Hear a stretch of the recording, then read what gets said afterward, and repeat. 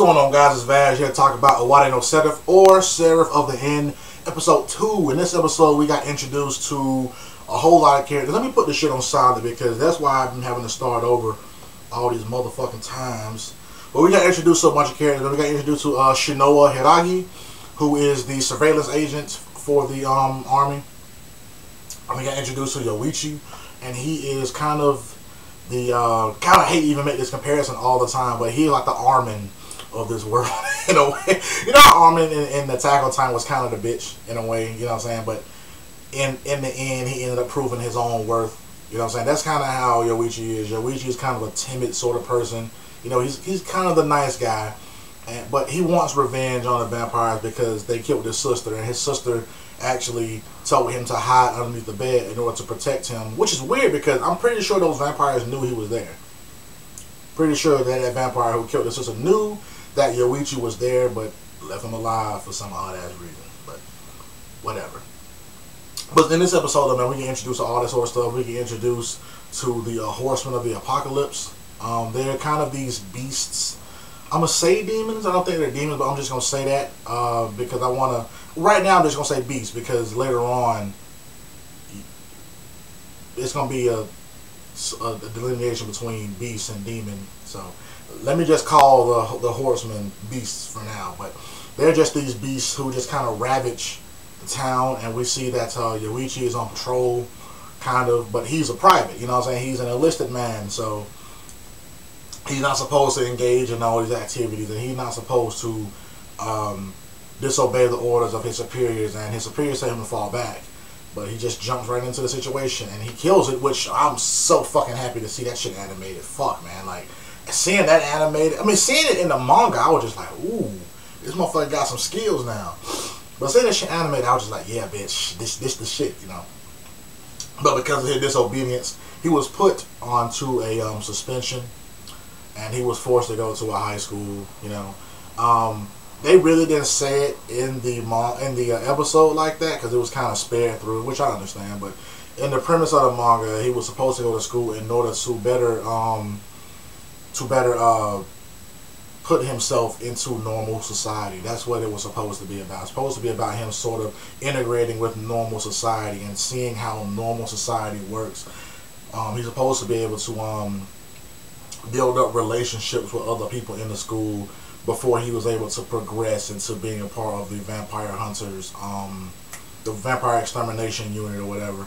But he doesn't care about all that sort of shit. And it's obvious that Gordon is trying to make make you understand the values of teamwork and working with partners, because you're going to be working with partners and a team when you become a part of the army officially and the vampire extermination unit officially, because one human probably isn't going to be enough to just kill one progenitor vampire. You see what I'm saying? So Yoichi, you have, fuck, why I keep saying that shit? He has a desire to kill Ferret, and Ferret is a 7th progenitor, so you probably won't be able to fight him on your own.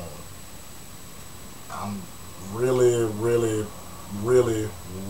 just talking about the episodes. I'm not talking about the manga right now. I'm talking about the episodes. So yeah, he's trying to make you understand the values of teamwork, and you's kind of off put by that shit because of what happened with his family and all that sort of stuff. He has those sort of abandonment issues in a way, and you know, that's pretty much what his problem is. But in this episode though, we see that Yoichi is being bullied by this cocksucker who is claiming that he's a candidate for the vampire extermination unit, but it's just all bullshit just because he wants people to be afraid of him, because in reality he's a puss, you know. So in reality he's just a big puss, you know. And Yoichi explains to you that his sister was killed by the vampires, like I said, and he wants to take revenge. And you know, you actually is being a nice guy because he was just kind of like, hey, you know, your sister wouldn't want revenge. It's not what she, you know, saved your life for, so that you can live your life seeking revenge, you know. So don't join the army. A wimpy kid like you would just kind of hold it back, so don't join the army, you know. But later on, when the vampire attacked the school, we see that Yoichi's not quite the wimp that you thought he was, because Yoichi jumps in to help you, who was fighting this vampire who came into the school to pretty much she attacked the human area, but she was wounded by something, I don't know what, and she tried to suck the blood from one of the students there in order to gain her power back, but she was fought, you know, very extensively, I might add, by Yu, and then eventually killed by Guden when he used his, you know, demon weapon in order to kill her. You know. But my thing is, though, was she weakened because she came to the surface, or when that explosion happened, is that what made her weak? I don't know. Because they never said in the manga either, you know what I'm saying? Because do you remember that Fairy actually said, if you go out there, it's going to be hard for me to chase you.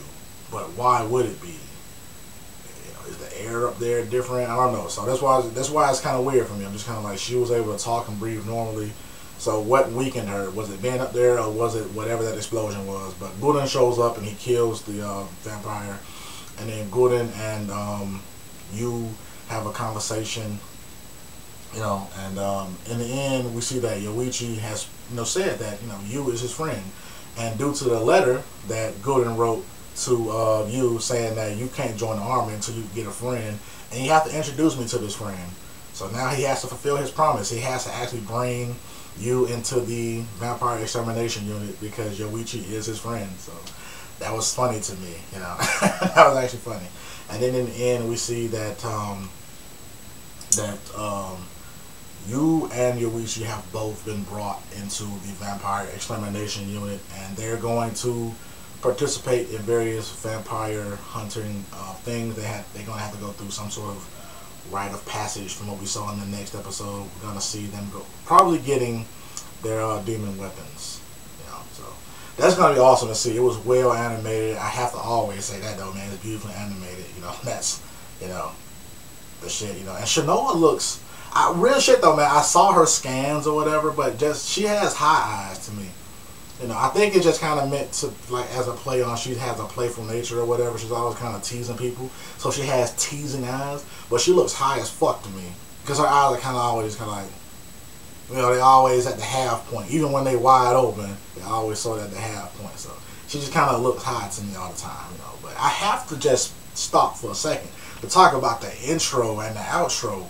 Them shits are beautiful. Like, I didn't even listen to them last. Did they play them last week? I don't remember, or I don't think so, but I don't remember. Either way, I didn't hear it last week. I just heard it now. Them shits are beautiful. The intro is amazing, and the fucking outro just set the tone. I was just sitting there, little, just like, yeah, okay, this shit setting the tone for you, boy. That shit was badass. I'm not gonna lie, that shit was amazing, man. I fucking love that intro and that outro. I'm gonna have to download them shits immediately, son. Them shits are badass. But let me know what you think about this shit, though, man. Vash Stampede. What's going on, man? It's Vash Stampede here to talk about Owari no Seraph, or Seraph of the End. Episode 2, man. This episode was cool as shit, though, man. We got to see those... What the fuck? I'm sorry. My phone just did something. I'm sorry about that. But we got to see those apocalypse things. The Horsemen. You know what I'm saying? The demon things. Let me start this over. That fucked me up for the most part, you know. Not that everyone abandons him, but that people are taking shit away from him, you know. He finally got a family, and then they got taken away from him. Fuck!